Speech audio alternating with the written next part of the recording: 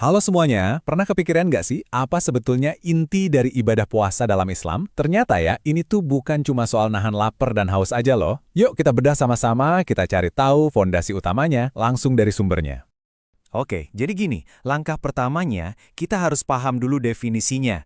Sebenarnya apa sih arti kata puasa itu sendiri? Nah, ini kuncinya. Nah, jadi puasa itu jelas ya, lebih dari sekedar diet. Ada 3 hal penting banget di sini. Yang pertama, tindakan fisiknya, yaitu menahan diri. Terus ada waktu spesifiknya, dari fajar sampai matahari terbenam. Dan yang paling-paling penting nih, niat di dalam hati. Niat yang tulus karena Allah. Coba deh kita lihat, ketiga komponen ini tuh saling nyambung, gak bisa dipisahin. Tindakan fisik kita nahan lapar, kalau niatnya nggak tulus ya gak ada nilainya. Waktunya salah, puasanya juga nggak sah. Jadi ya ketiganya ini harus jalan barengan, jadi satu kesatuan ibadah yang utuh. Oke, terus pertanyaannya, kapan puasa ini jadi sebuah kewajiban?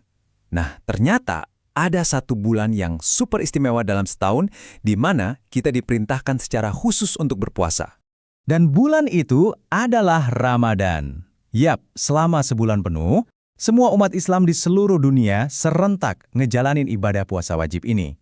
Kebayangkan? Sebuah momen kebersamaan spiritual yang, wah, luar biasa banget. Lalu perintah ini datangnya dari mana sih? Kok bisa puasa di bulan Ramadan tuh jadi sebuah kewajiban? Nah, sekarang kita akan lihat landasan utamanya. Jadi, apa sih sumber utama yang nyuruh kita puasa ini? Apa ini cuma sekedar tradisi nenek moyang aja gitu, yang diulang-ulang terus? Jawabannya ada di dalam Al-Quran. Jadi jelas ya, perintah ini datangnya langsung dari Tuhan. Bukan sekedar tradisi budaya, apalagi cuma anjuran manusia biasa. Dan inilah ayat kuncinya dari surat Al-Baqarah. Yang menarik, ayat ini tuh bukan cuma ngasih perintah loh, tapi juga ngejelasin kalau puasa itu ternyata tradisi umat-umat sebelum kita. Dan yang paling penting, ayat ini juga ngasih tahu tujuan akhirnya apa. Nah, ini dia nih puncaknya. Sebenarnya, apa sih tujuan akhir dari semua ini? Kenapa coba kita disuruh nahan lapar dan haus? Jawabannya ada di penggalan terakhir ayat yang tadi. Coba deh kita bedah lagi struktur ayatnya. Pertama, ada panggilan khusus buat orang beriman. Terus, ada perintah yang super jelas tentang puasa. Lalu, ada koneksi ke tradisi umat-umat sebelumnya. Dan ditutup dengan satu tujuan spiritual yang dalam banget. Dan disinilah intinya.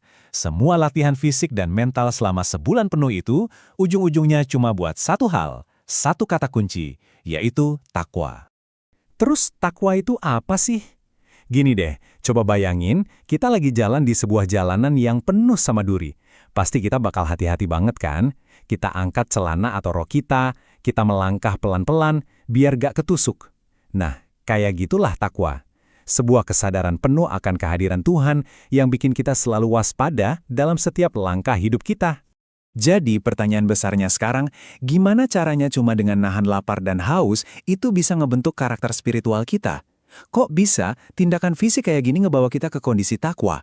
Nah, inilah mungkin keindahan dan rahasia di balik ibadah puasa. Sesuatu yang patut kita renungkan bareng-bareng.